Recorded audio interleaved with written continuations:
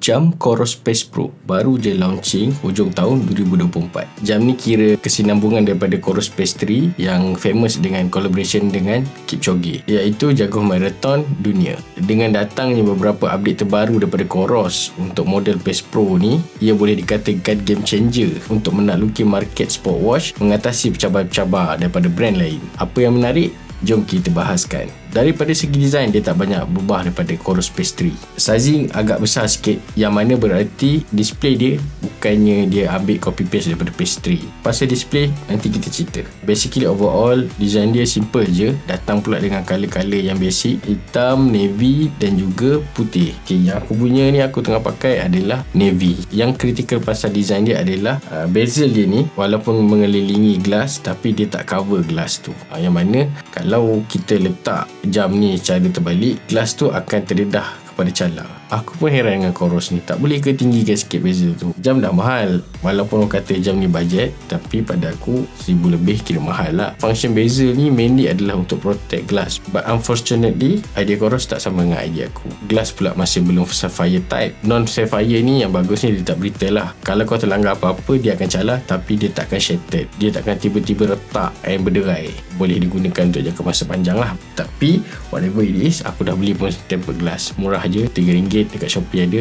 For me, it's better safe than sorry. Aku tak nak waste my money to further repair, so aku pakai je lah tempered glass. Alang dah sentuh pasal cermin tu, kita pergilah pula dekat display dia kan. Display dia ni antara benda baru yang diupdate, yang tak ada dalam Coros Space 3 sebelum ni, ada dalam Coros Space Pro. Okay, kalau sebelum ni orang kata Coros Space 3 punya display tu suram, tak terang, macam Game Boy, macam pixelated apa semualah. Coros Space Pro punya display ni yang pakai AMOLED dah tak ada dah semua tu. Display AMOLED yang baru ni sharp, terang dan responsif. In any situation, aku tak pernah ada masalah untuk view display yang ada dekat Coros Space Pro setakat ni. In any condition. Kita pergi dekat fitting pula. Okay, untuk bahagian fitting, overall aku selesa dengan jam ni. Okay, dia sebenarnya datang asalnya dengan resin strap ataupun strap getah, but aku tak berapa suka strap getah tu sebab kalau berpeluh dia akan melekat bau. That's why aku tukar kepada nylon strap. Ni bukan nylon strap ori pun, tapi it does the job. Dia ringan, yang penting dia ringan first, and bila aku berpeluh tu bau tu tak melekat, which is why I very satisfied with this purchase. Fitting for casual day langsung tak ada masalah. Kadang-kadang tak terfikir pun yang aku sebenarnya tengah pakai jam sebab memang ringan, and dengan body wash ni yang nipis, aku tak pernah lagi yang tersangkut ke, terhiris ke, terseret ke dekat dinding, tak pernah lagi. Jam ni memang selesa, memang selesa sangat-sangat, sampai aku bawa tidur pun tak ada masalah. Yang sport watch ni penting untuk kita bawa tidur sebab dia boleh detect heart rate apa semua. Okay, cerita pasal heart rate, kita pergi pada sensor. Sensor untuk kegunaan biasa,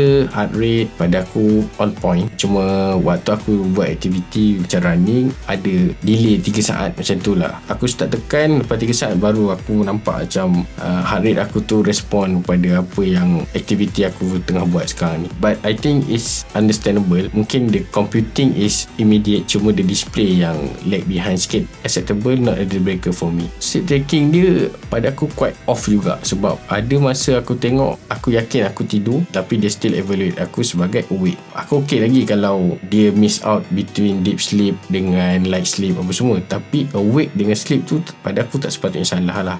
Bila dia salah tu, dia tulis macam sleep aku tu kurang, padahal aku rasa sleep aku tu mencukupi. Disappointed tu ada, tapi it's okay sebab sensor tu aku much prefer on the heart rate. Sebab pada aku banyak gunakan heart rate ni waktu aku exercise, masa aku buat easy run, masa aku buat math training semua. And sleep ni tak sangat, but it's nice to have. I think I can live with it. Jom ke GPS pula. Okay, GPS ni adalah strong point yang gila-gila punya untuk Coros Space Pro ni. Sebab apa? Dia offer dual band. Yang aku tahu, offer dual band frekuensi ni lagi murah daripada Space Pro adalah Amazfit T-Rex 3. T-Rex 3 harga dia bawah 1000 memang lagi murah, but Space Pro ada kelebihan dia. On the sizing, aku prefer Space Pro lagi. Walaupun harga murah, but if aku tak prefer untuk pakai T-Rex 3 tu hari-hari, aku rasa tak guna juga. So balik pada GPS tadi, bila aku try dual band ni memang precise. Aku tak ada any complaint on the route yang display oleh GPS. Apa yang di capture tu memang on point. Biasalah ada sedikit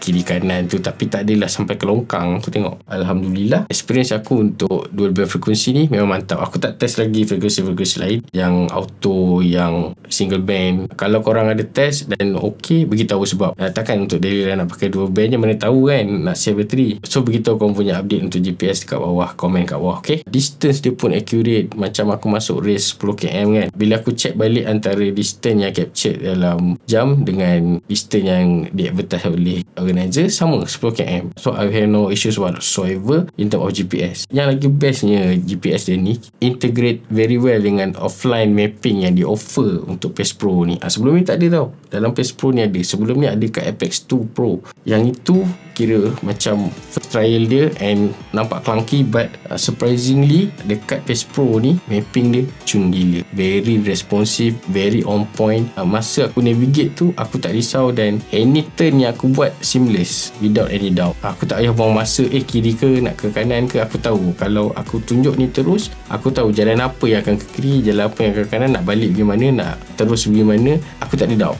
Maybe one of the reason kenapa integration between GPS dengan offline maps tu the navigation went smooth adalah disebabkan Coros dah update CPU untuk PES Pro ni. Pergi pula dekat bateri, ini yang paling mustahak sebenarnya. Kau ada display power, kau ada CPU power, kau ada GPS power, kau ada sensor power, tapi takkanlah bateri tak power kan. Dia macam kalau bateri tak power, umpama kau beli kereta Ferrari tapi tangki motor, kan tak kena tu kan. So macam kau tak puas dengan apa power yang kau ada sebab kau tak boleh pakai lama. Tapi itulah yang bagusnya untuk Coros PES Pro ni. Coros offer bateri yang sangat lama tu, mana kata bila aku pakai dual band frekuensi GPS apa semua mapping campur dengan muzik, pakai bluetooth dengar, semua tu akan pakai 6% sahaja bateri dalam masa 1 jam. Kalau casual usage, tak pakai apa-apa, just pergi kerja, balik, tidur apa semua, 5% sehari. So maknanya kata kalau kau exercise hari-hari pun, termasuk dengan casual usage apa semua, seminggu kau baru pakai 82% je. Very good lah tu kan. Itu dah habis lenjan lah, hari-hari lari sejam. Kalau pakai untuk casual je, pergi balik kerja, tidur apa semua, bateri boleh tahan 20 hari, maybe more. Memang mind blown aku dengan bateri dia ni. Last but not least, aku nak touch sikit dekat apps dengan features. Apps dengan features dia a bit clunky. Kalau aku compare dengan MS Fit yang China tu sendiri, aku prefer lagi MS Fit tu. Kau bayangkan dalam Coros PES Pro ni ataupun Coros lain punya jam, dia ada banyak gila section untuk setting jam. Ada system setting, ada control panel. Dalam system setting tu sendiri ada lagi more setting. Kalau aku nak setting satu benda tu, jenuh aku nak mencari satu-satu setting yang mana. Ada beberapa lagi benda yang aku rasa in term of apps ni Coros tak letak sesuatu tu pada tempatnya. Namun once kau dah setting semua according to your liking, you ready to go. Kau dah tak payah pening-pening dah fikir setting-setting tu. Once you get it, should be no issue. Mula-mula tu je rasa macam nak merangkak, nak memahamkan Coros punya setting-setting ni. Okay, yang itu saja daripada aku. Terima kasih kerana tengok video ni. Semua itu jumpa lagi. Ciao.